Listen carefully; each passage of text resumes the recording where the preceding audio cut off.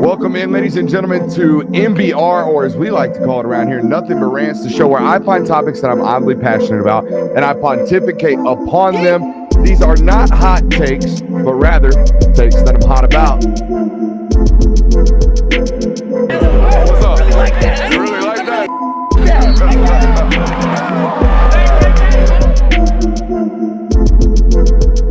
Let's shut up and grind some tape. What is up, ladies and gentlemen? Welcome in to the Film Guy Network on a fabulous, I think it's Friday. But look, man, like, dude, when Christmas hits, that 24th through January 1st, I have no idea what day it is. I have no idea what time it is. I'm just out here floating around, existing in life, especially when you start discombobulating my schedule due to like catastrophic events. Holy crap, what a last like 10, 15 days of just chaos. I mean, left and right, especially on this network. Like for you guys who I've spent the better part of the last 18 months, like really training you. I'm going to be here at this time. We're going to be doing this at this time. I'm going to see you Sunday at this time. And we're just bang, bang, bang, bang, bang. And we're just rattling it out the last year and a half. And then this last month, I've been messing with y'all left and right. I've been moving you at noon. I've been moving you at 11 o'clock local time because there's a noon kick. I've been moving you to 8 p.m. I promise, after this week, I think there's going to be some settling of the waters, okay? So don't worry about that. I think come Monday, we're going to start getting after it again at 8 o'clock on this live network channel. So make sure you're hitting that thumbs up button. Make sure you're liking, subscribing, rate, reviewing, all that good stuff. Got a tremendous show for you guys today. We're obviously, we have finally reached the semifinal of the college football playoff. Penn State versus Notre Dame in the Orange Bowl. Texas versus Ohio State in the Cotton Bowl. But before we preview those, let's obviously review the quarterfinal matchups. Most notably, Georgia's loss to Notre Dame just yesterday was out there. Thank God that game kicked at 4 o'clock Eastern time, 3 o'clock local time, because we drove back last night after the football game, and I don't think I would have gotten home until like now, had it kicked off at 8 o'clock. So appreciate them for moving that up. Appreciate also the Sugar Bowl staff entirely. And I know this is a show where y'all want football talk, so we're gonna get to football talk, but I want to give some kudos first and foremost. that was a chaotic time. I thought for all of the movement and all of the stuff that happened because of the attack, I thought they did a tremendous job of just getting that game up and out, and getting it and keeping us all informed of what was going on. I thought they did a great job considering the circumstances and all that good stuff. Let's talk football now. I thought Georgia lost that football game due to the minute details. The portion of the game of football that, like, I normally consistently year in, year out have leaned on Georgia to consistently handle. And this was a microcosm of their football season this year. We have told you, I think it was week 5. I think I came on this network week 5 and I said, this football team is consistently inconsistent. That's what they do. The only thing consistently they do is the fact that they are inconsistent. Week to week, they are a very different football team. And that reared its head in this football game. And I thought the microcosm of the fact that this Georgia football team just lacked the championship DNA that is required. All right, these things right here. These 2 penalties I thought were like, oh, yeah, like we can talk about firing the offensive line coach. We can talk about firing the coordinator, and we'll address all those things today. But if you really want to know why the Georgia Bulldogs in 2024 were not a championship caliber football team, there were 2 4th and 1s. There were 2 4th and 1s in this football game. One of which Dylan Fairchild jumped off sides or false started. Of all people, Dylan Fairchild to false start in that moment, a 4th and 1, ball on their end. You're about to go for it. I think you're down 10 at the point. Okay. What do you have to do? Now it's 4th and 6, you punt the football, sacrifice the possession potentially. That was like, oh, wow, great football teams. Good football teams might make these mistakes. National championship caliber football teams do not make those mistakes. Notre Dame didn't make those mistakes in that football game. Okay, the other one, another 4th and 1. Notre Dame's offense is on the field, punt team is on the field. They run all 11 guys off the field. They run the entire offense back on the field. Okay, Georgia's coaching staff clearly is of the belief that that is not a legal rule.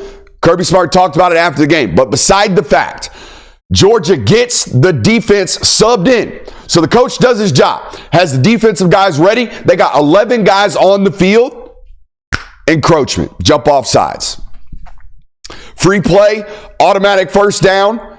They're trying to get you to burn a timeout. The worst thing that could happen is probably convert a first down at that point. But you still got 3 timeouts. So even if they do, you got to get up off the field. Never could after that. But those like 2...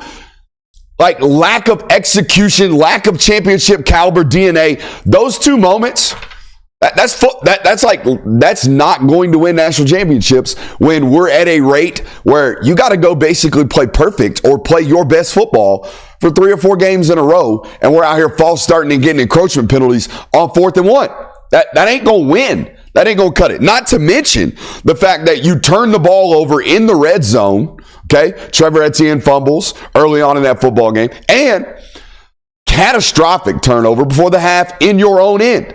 Okay, those 2 things ain't like, look, I think it's been since 2018 since Georgia's given up a kickoff return, but those types of plays happen. Okay, that's that guy beating you. That's not you beating yourself. Beating yourself is fumbling the football inside the 15. Beating yourself is calling a timeout to ice the kicker with 48 seconds left, having your kickoff returner return the ball, burning more clock off or more time off the clock, and then taking your first time starter and dropping him back into a 3-step drop and having your left tackle get beat like a redheaded stepchild, and then giving up a strip sack inside your own 10. That's beating yourself. That is never going to win a national title in this format. You're going to have to play clean, man. You're going to have to play clean in these football games. And like I said, I think it was week 5 on this channel. And look, I'm just as wrong as anybody else. And you guys know by now, I'm the ones that come on here and tell you that I'm wrong. I'm not going to stand here and be like, well, I was only wrong because of, no. All right. I told you week 5, this football team was consistently inconsistent. I think it was after the Mississippi State game going to Texas. I was like, bro.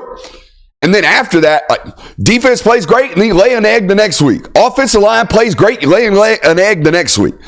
The only consistent thing about this football team was the wide receivers dropped balls. That was it. Everything else was just doing this the whole year, just doing this the whole entire year. Way too many ups and downs. Way too many ups and downs for that football team throughout the season to expect that they were going to go play clean for 3 games in a row, right? And even despite all that, I think they had an opportunity, multiple opportunities to win that football game. But, you know, there was just too much execution from Notre Dame, too much consistently. Wow, that team is playing better today. That team is not beating themselves, and they won't, by the way. Look, I don't think Notre Dame has enough talent to win the national championship against the likes of Ohio State and Texas, okay? Not the way they're currently constituted. However, Texas going to have to go beat them. Penn State's going to have to go beat them. They will not beat themselves. They will not have stupid turnovers. They will not have stupid penalties. They will not have busted assignments. They will not have creases in the run game. You're going to have to show up for 4 quarters, have better football players than them, and out-execute them. So, yeah, I do think Penn State, no, I don't. I ran the recruiting numbers today. I do think Ohio State and Texas have considerably better rosters than Notre Dame. I do think Ohio State is executing at a really high rate with a really talented roster right now, and you're seeing that on the scoreboard. Texas ain't playing like that. Texas has not played super clean all year. They've just been really, really good defensively, and they've been able to run the football. All right, so if you get mashed up against a Notre Dame football team, you're going to have to beat them, and Georgia did not do that Saturday. They beat themselves over and over again. And you can stand up in front of anybody you want to. And I can stand here right in front of the microphone and I go, Georgia doesn't have too many problems. They outgained Notre Dame. And you can box score scout that all you want. But if you were on that field, if you watched that football game closely and paid attention to the margins, right? Because that's what we talk about on this channel. That's what we talked about with the SEC championship game. Throw the box scores out. Those are games of margins. When you have 2 evenly talented football teams or relatively evenly talented football teams, all right, playing for a must-win situation, when points are at a premium, man, you can't beat yourself. You cannot beat yourself, and you have to capitalize on your opportunities. Georgia did not do that at any point in that football game, it felt like. So, yeah, there is that. I asked Twitter, and I'll ask you guys in the chat right now, what was Georgia's most complete football game all year? Like, the offense, defense played complimentary football. Special teams didn't cost anything. Played clean. Like, win. Is it Tennessee? Is it Clemson? Is it Clemson? I don't know. I legitimately do not know the answer to that question. And I think the answer, because of that, is they didn't. Georgia did not play a complete game all football year. And if they did, it was against Tennessee at home in a night game in front of a raucous crowd in a must-win environment, fresh off a loss to Ole Miss. But if you don't play your most complete football game, then I don't know when you will. You know what I mean? Like, it just was a very up and down year for Georgia. Man, that football team from Notre Dame, and that's exactly who I said they were going into this. And I know people are probably here to laugh at Brooksy for picking Georgia to beat Notre Dame. But y'all know the analysis all week was these 2 teams are very identical. They will not beat themselves. You're going to have to beat them, and you're going to have to win it in the margins, and it's going to be a very, very tight 4-quarter football game. That's what I told you. I told you your butts was going to be clenched. Your cheeks was going to be clenched for 4 quarters. And that's exactly what happened. Your cheeks were clenched for 4 quarters.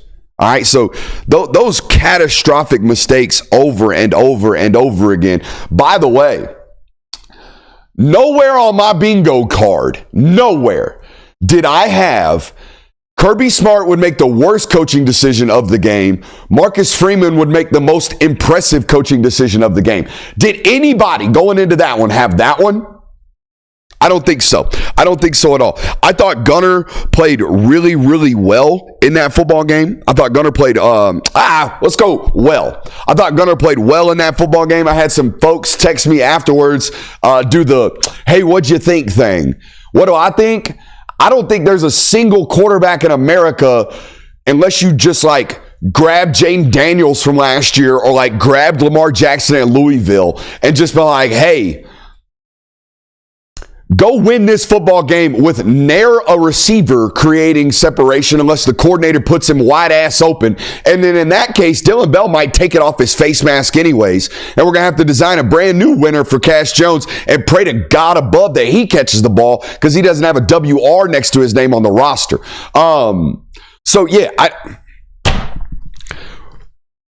Bad. I don't know who. And the left tackle's getting beat like a drum. Okay. And they're loading the box, and you're rushing for 36 yards today. What quarterback's winning? What quarterback's winning? I mean, seriously. I thought you took way too, if I could be critical, I thought you took way too long to get into bunch and force their hand to play zone coverage. It was so clear. Indiana and Georgia went into these football games knowing good and god dang well that Notre Dame was about to play cover one. They were about to play a bunch of man coverage. They were going to load the box. And they were going to look at you in your face and say, your wide receivers ain't shit today.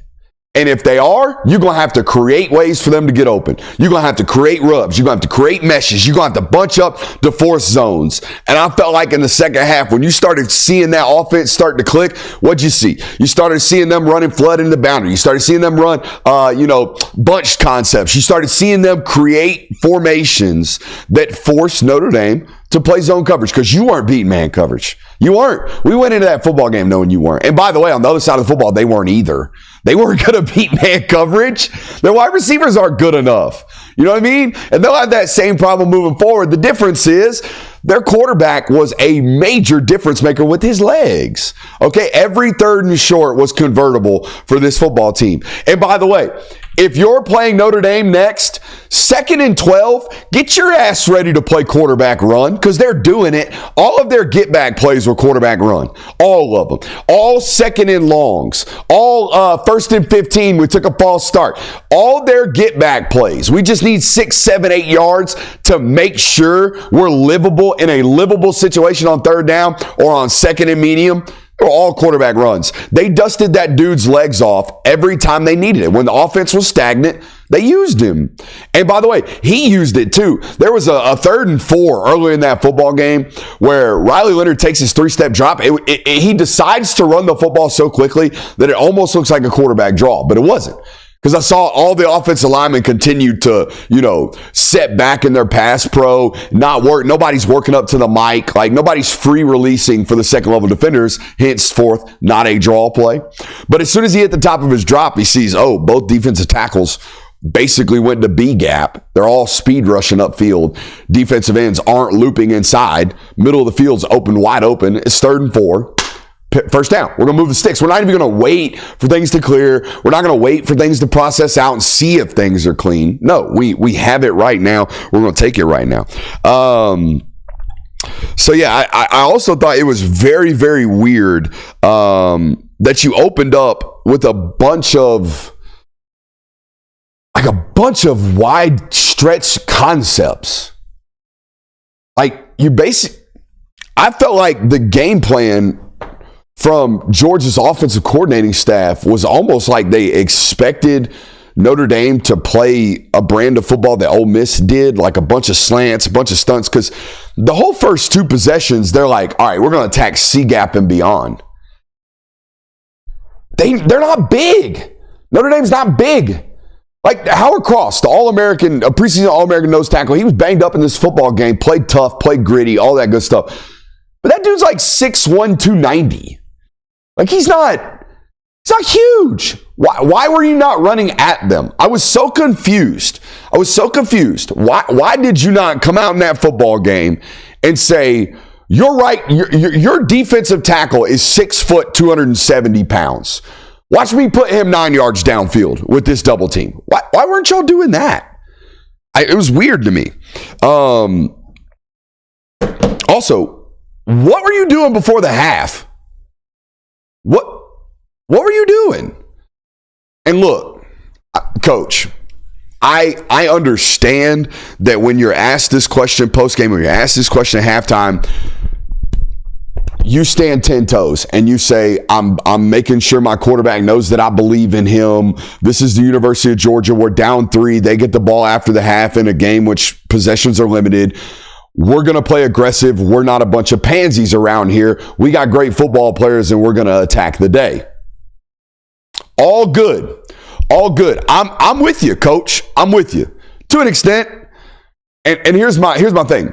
The moment you call a timeout to ice their kicker, I thought the whole building knew you were running the clock out. Also, your offense was entirely stagnant at that point in the entire first half. Also, if you want to, let the world know that you believe in your quarterback and let your quarterback know that you believe in him, well, I don't know. Why not do that in like the first 2 possessions? Why not, do a deep play action and like take a shot or do something other than a back shoulder fade to start the football game? Why aren't we showing confidence early in the ball game instead of like, ooh, let's get him warmed up and then let's get him nice and protected. And then, oh, by the way, first career start, 48 seconds left, 2 timeouts, ball on your own 14. Top 10 defense over there, been absolutely boxing our ass. We have no run game. Go see if we can score. What? And also, since we're doing all of the hindsight thing here today, I watch a lot of Georgia football. I know you guys do too. They're under a minute, 2 minute since Monken has been there, has been what? What is their first play call in 2 minute every single time? It's a tunnel screen. And you can hear Kirby Smart talk about this in every 2 minute post game he's ever had.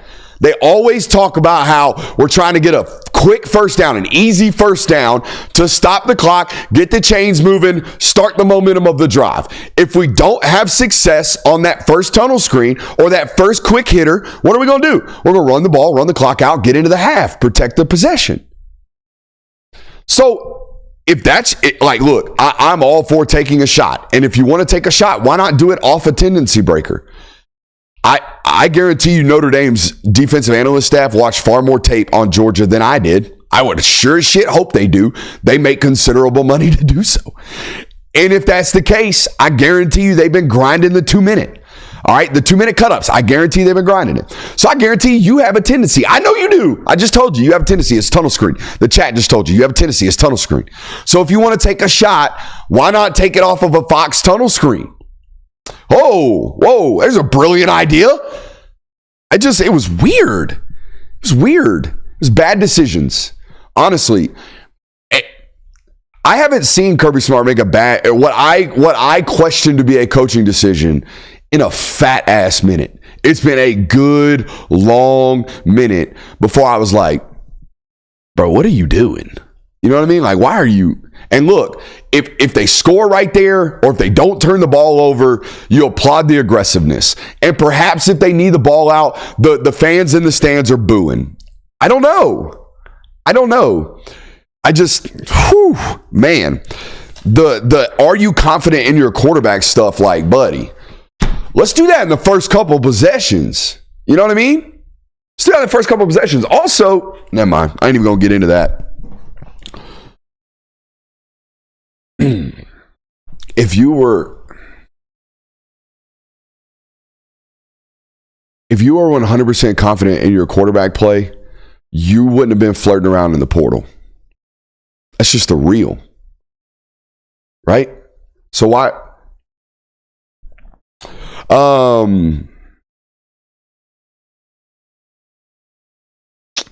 Let's see here.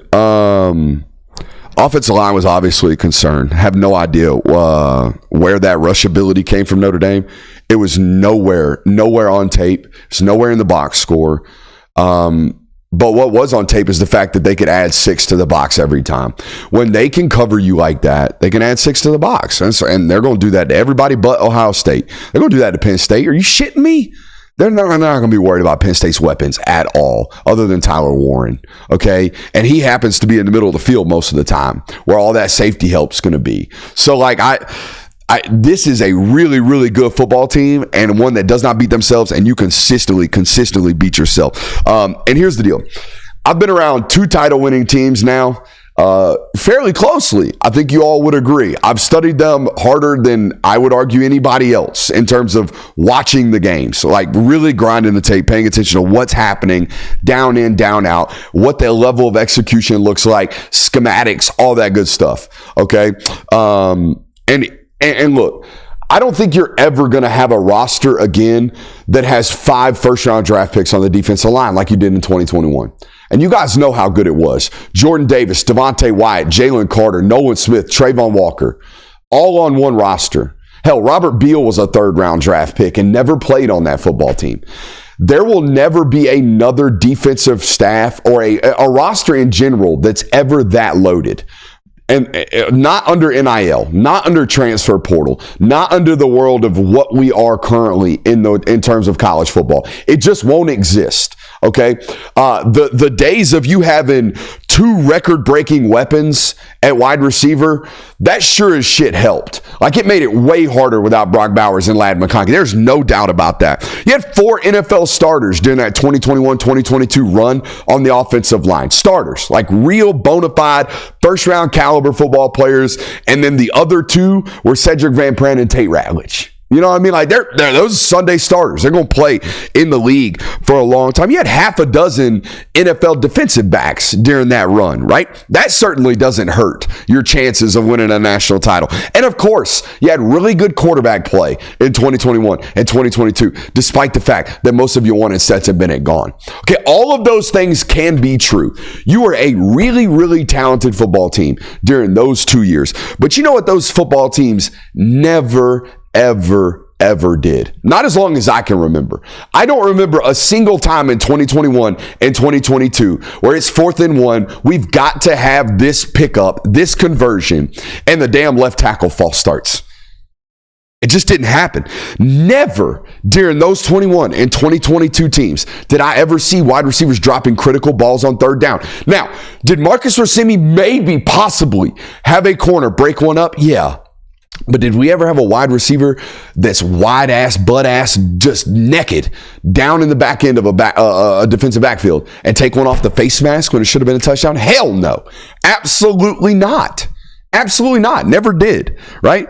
We never, ever, watching Georgia the last several years, had to sit there and go, well, shit, somebody's got to make a play today. So, somebody on this roster has to summon a play. Who's it going to be? No. If a play needed to be made, it was just made. Nobody was looking around waiting for it to happen. It just made it happen, right? That's what great teams do. They never, ever turn the ball over at the rate that this football team does. Ever. Like, will Kirby Smart ever create a roster that talented again? I probably not. Honestly, you can say it. Probably not. Okay? Because it's just not, I don't think anyone will. Okay, so what does that mean? It means it makes it so much harder to win a title, obviously, but it requires all of those down-to-down discipline things, all those down-to-down greatness things, all those down-to-down playmaking abilities, all that has to happen for you to win a national title now. Yes, you have to have a $20 million roster like Ohio State. I mean, you had a $16.5 million roster, whatever it was, 14 to 16, whatever it was, I don't know. But it wasn't a cheap one. It wasn't a bad one. But you did not do all the other things required to win this year. And those are facts. Okay. So I think we can be honest. I think we can be honest about where you stand with certain things, right? And in all honesty, what did I tell you in preseason? Not to do because I've been wrong all year too. Okay.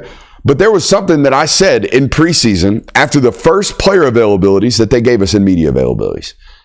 I questioned the leadership on this football team. Tate Ratledge and Jalen Walker cannot be the only ones righting the ship every time. It's got to be more than that. It's got to be 30, 40, 50 strong, 85 strong of I am not going to take off. I'm not going to do 12 reps or 11 reps instead of 12 on the squat rack today. Okay. I am going to make sure that we get up and we go run stadium stairs. Okay, I know, cliche, but how many extra running sessions did you hear about this year? How many extra skull sessions did you hear about this year from coaching staffs? How many times did you hear guys say, "Well, I had to get them up out of the building this year. I had to get them up out of the building this year. Like I had to run them out of here. They were working too much." You know what I mean? Like that. Those other teams were great. Those other teams were great. They were. But they had numerous vocal leaders and lead by example guys, right? On every single side of the ball, every single phase, those dudes did what they were supposed to do, and they were talented. Oftentimes they coincide. But we also need to be honest about, like I said, where things stand, right? You have to get better players on offense. You have to. I don't think there's any doubt about where you are. You had a massive, the defensive deterioration is going to happen. When you have that type of talent, it's going to happen. But guess what? You recruit really, really well, and you coach really well on the defensive side of the football year in, year out. I don't think there's a world where I'm covering Georgia where their defense isn't top 20 and have the ability to summon a top 10 performance whenever they need it. Like that's right. It's offense. It's the offensive side of the football that is a problem right now. And we're going to talk about coaching in a second, but there are player issues. There are lack of talent issues that are glaringly obvious. The last 3 drafts, the University of Georgia, a defensive known football program, the University of Georgia has had at least one football player drafted inside the top 50. At least one. Last year it was 2. Okay. Year before it was like 2.5. Okay. They average a first rounder basically on the offensive side of the football on you. And where's the first rounder? Where's the first rounder on this offensive roster right now? Is it Dylan Fairchild? Is it Carson Beck? That's it. It's not what we watched the last 2 years, guys. Right? It's not what we watched at all the last 2 years. The last 2 years on this offense, we have seen dudes. In 2021, we saw an A.D. Mitchell-led wide receiver group at X, right? I believe. Is that correct? I think my memory serves me right on that one. Jermaine Burton, Ladd McConkey, okay? Brock Bowers, Darnell Washington. In 2022, all those NFL football players except for Jermaine Burton, who can't stop wearing pajamas to pregame. So he would be an NFL football player if he could just, screw his head on right. But here we are, alas. Just not good enough. Not good enough at the weaponry position right now. Wide receiver and the offensive line, we're going to talk about right now. The weaponry is a problem. We all know that. They can't catch a damn cold. We know that. We see that. Everyone and their mama can see that. But what's really been concerning for me and for everybody is, where is the explosive run game? Where is it? Where has it been for 2 years? Where is it at? Where is your ability to create massive creases in the run game and get loose? Now, maybe that exists because you don't have weapons right now. Maybe teams know that they can put 7 in the box, play 1 high safety, and you'll never threaten. Maybe that's what's going on. Maybe it can be that simple. But these numbers right here are atrocious. 86th in 10-plus yard carries this year, 110th in 20-plus yard carries. The running back room, guys, had 2 runs of 40-plus yards all year. Trevor Etienne, the last game of the SEC slate against Texas in the SEC championship game in the second half, the 43-yarder down the sideline. And then the first game of the football season, Nate Frazier, 40 yards against Clemson. The other 2 40-yard rushing attempts on the year, wide receivers end arounds. It's like, where are the explosive runs? Now, there's a multitude of things that we can blame this on. Fans are going to say it's the coordinator and the offensive line coach. Okay, y'all going to do that no matter what. As long as they lose, y'all going to fire people. So y'all do that. By the way, fun fact, Kirby Smart hasn't fired a football coach since 2019. Y'all know that, right? The last football coach to be fired is currently on the staff. His name's James Coley. And he wasn't even publicly fired. He was demoted. And then he left. It's got to fire guys. It's got to fire coaches. Now, granted, since 2019, they won 2 national titles and competed for 4. So maybe there's no need to fire guys normally. The idea that Kirby Smart's just going to be like, wholesale changes. Have y'all been watching this guy? Have y'all been paying attention? The wholesale changes are at Georgia normally are because they've had wholesale people get pulled out for promotions. So I don't know if the idea that y'all gonna get out here getting like firing folks, asking folks to leave, I don't know if that's gonna be the case. And maybe the lack of run game is because they're just not. It's a multitude of things. They're not good enough. They're not performing well enough. They're not being coached up well enough. The schemes aren't diverse enough. I already went through the players aren't good enough. They're loading the box against you because you can't get beat out, or you can't beat anybody outside, right? Oh, and by the way, apart from this game, you haven't had a mobile threat or a running threat at the quarterback position in 2 seasons. So backside edge defenders are absolutely hauling ass. So there's that. Improvements. Number 1, wide receivers, which y'all know Arian Smith and Dylan Bell have years of eligibility remaining, right? So like they probably going to be on that roster because I don't think they go into the NFL. So there's that. Defensively, it's pretty clear you got to replace Malachi Starks. I'm not declaring for the draft for anybody, but let's be honest. Okay, Malachi Stark's probably gone. You're probably going to have to replace Michael Williams. You're probably going to have to replace Jalen Walker. And you're certainly going to have to replace Smile Mondon. And Dan Jackson. So, and maybe Dalen Everett. So, defensively, it's a bunch of things that you're going to have to, fill vacancies with, even though Georgia fans will tell you they want Dalen Everett to leave because Ellis Robinson has high ranks.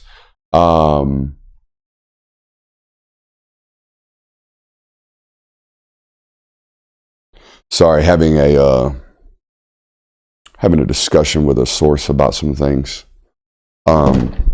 When I get, the deal. When I see certain text messages, I got to look at them.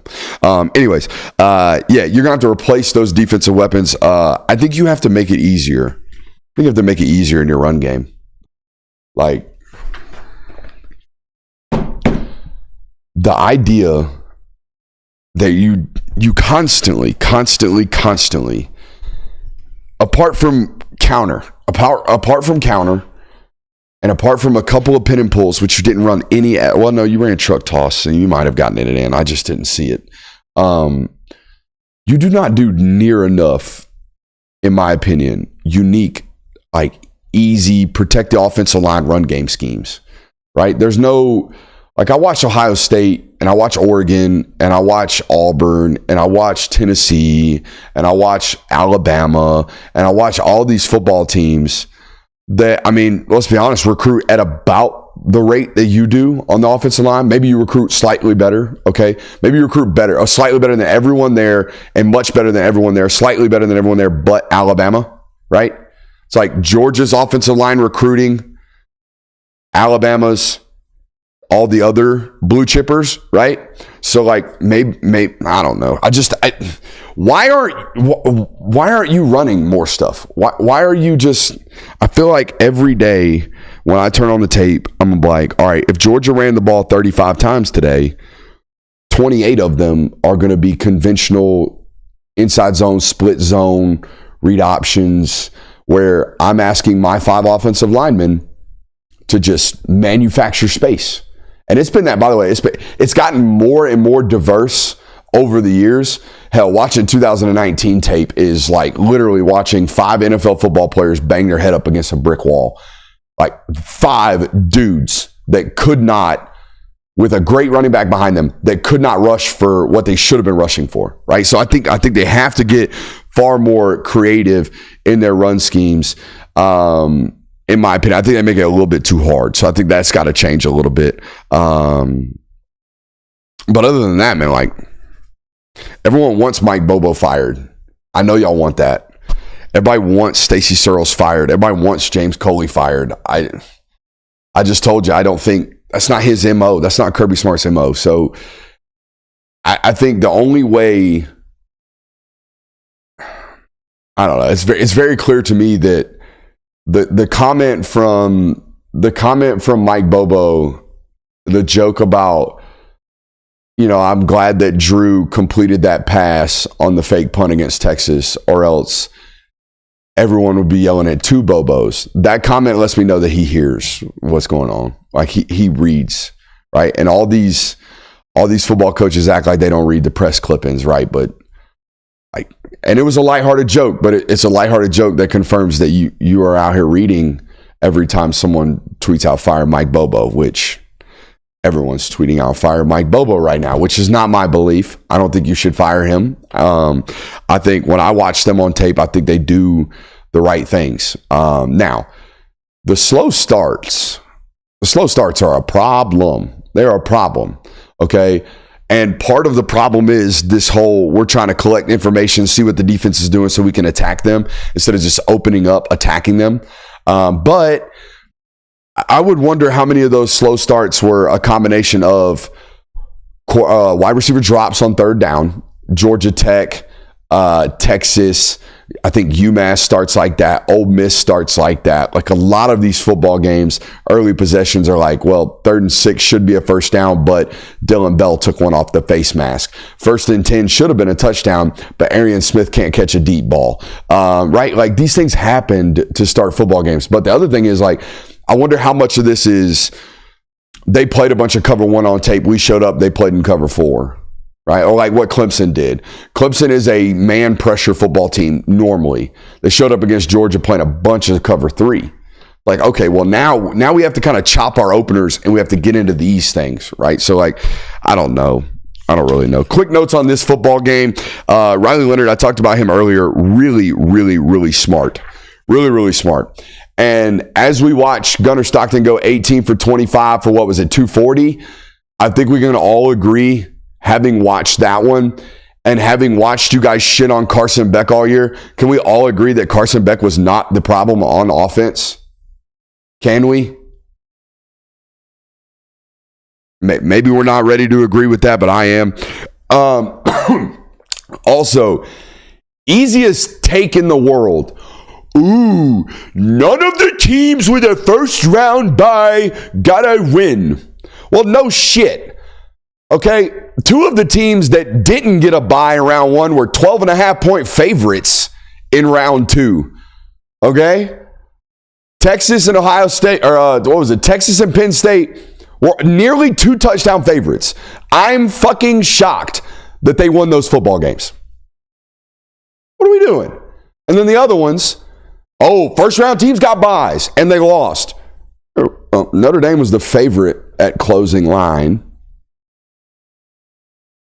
Ohio State was the favorite at closing line. Y'all motherfuckers just want to tweet some shit. That's what y'all want to do. Out here with the goofy shit. Let's preview these next rounds, because I know there's a lot of people that come to watch this network because they're Georgia fans. But over the year, we have skyrocketed nationally. Okay, we have taken off, and we will always give you that love in that Georgia space here, as we will do with our corrective assignment and film study for that Sugar Bowl. However, that being said, we're going to do some national stuff over the next week in hopes of putting our film study in front of other fan bases. Okay.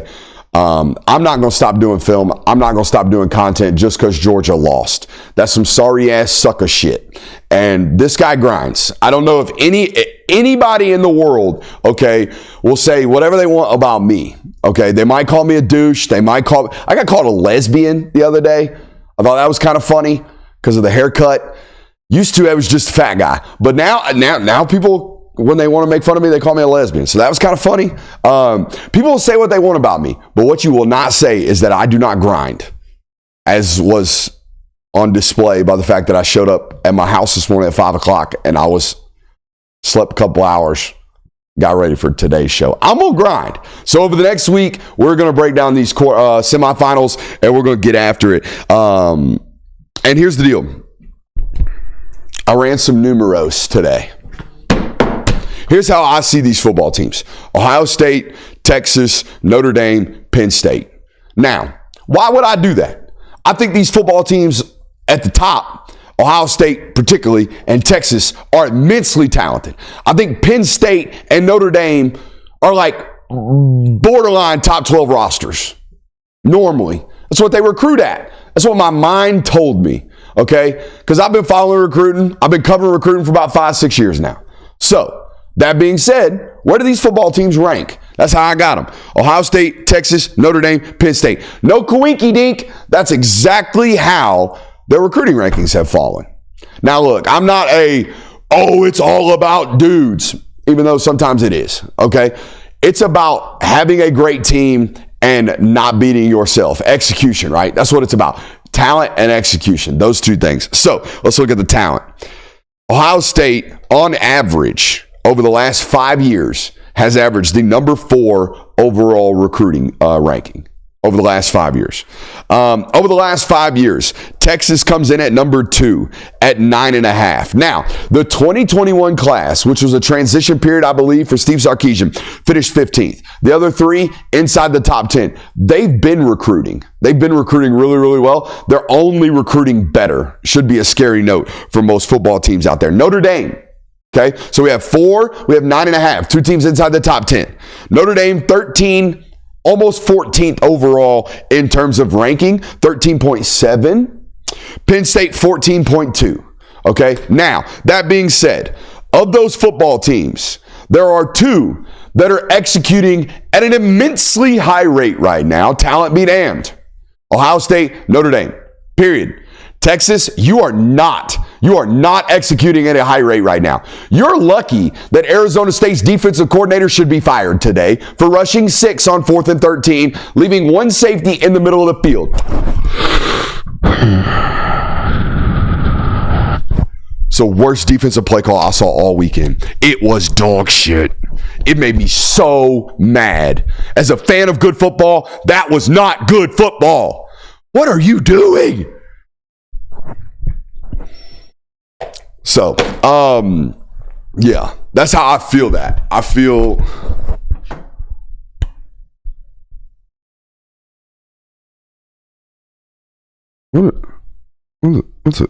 What's going on here? Oh.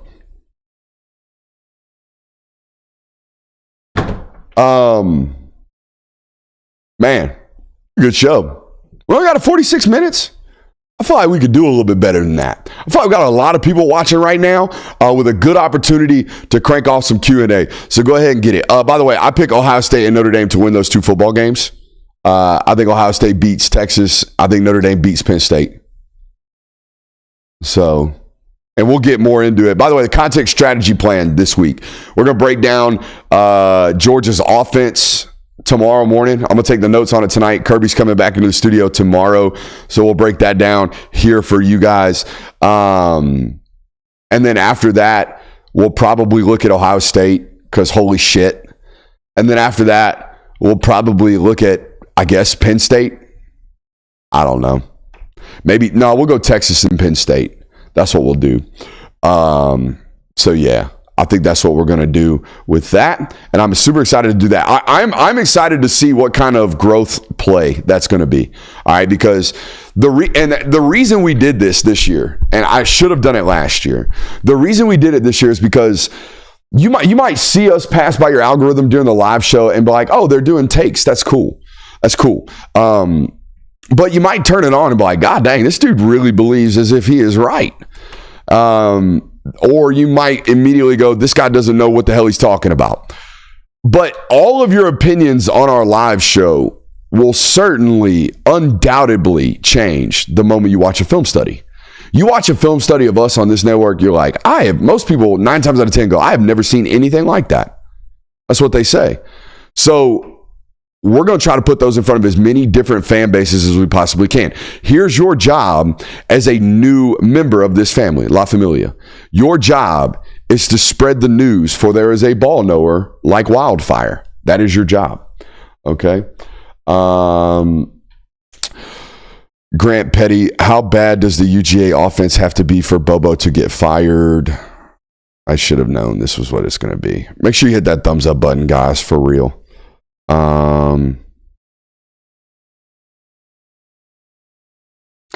Yeah, Thomas Tyson's got it hit on the head. Y'all focus so much on the coordinators instead of the talent drop off at nearly every position.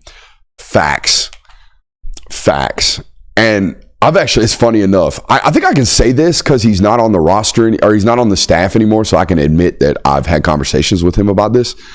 I had a convo about this with Todd Monken. I said, Monk, you got to be, I don't know what you did, but you got to be the only guy that never got the smoke. Never got the smoke. They thought you were God's gift of football, despite the fact that in 2022 and 2023, offensive production was relatively identical when they had eerily similar talents, right? Like Bobo got 2 great weapons healthy for like 7 of the 12 games last year. And they damn near scored 40 points per game with a first-year starting quarterback, 73% completion percentage. Has no weapons this year, leads the nation in drops, still throws for 4,000 yards. Y'all want him fired. Y'all see the difference? Like, Bobo puts up 10 points against Notre Dame, a top 10 defense. Y'all want his ass thrown out of town. But when Monken has a 17-point performance against Alabama in the SEC championship game, we'll get him next time.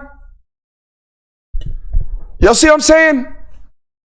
It's just weird. It's just weird to me. Now, has the football team deteriorated? Has the football team executed at a much lesser rate over the last 2 years? 100%. 100%. Now, does that go on everybody? Does that go on the head coach too? Does that go all the way down to player accountability? Can we blame that on NIL? Can we blame that on kids making money, not having a drive to go work hard anymore? You know who is blaming that? The NFL. By God, guys, I can't tell you how many scouts I'm talking to nowadays that are like, y'all's product sucks. Y'all's product sucks. What y'all are giving us in terms of players is not what it used to be, boys. Well, I don't know why, coach. I don't know why. I don't know why the 17-year-old kid from, I don't know, let's call it Podunk, Indiana, or middle of nowhere, Florida, or small town, Georgia, that's now getting deposited every first of the month, $95,000 in his bank account. I wonder why that guy's not showing up for weights anymore. I wonder why we can't keep the guy off the booze and the weed. I wonder why. Because we gave the 17-year-old $95,000 every month. Hey, you better take care of your business. You're not going to be rich forever, bitch. I'm going to be rich in 30 days. I'm going to be rich in 30 days. They going to give me 100 racks at the end of the month. Shut up. Stop telling me I got to work hard. I done made it. I love you. Make sure you hit that thumbs up button on your way out. We'll see you tomorrow.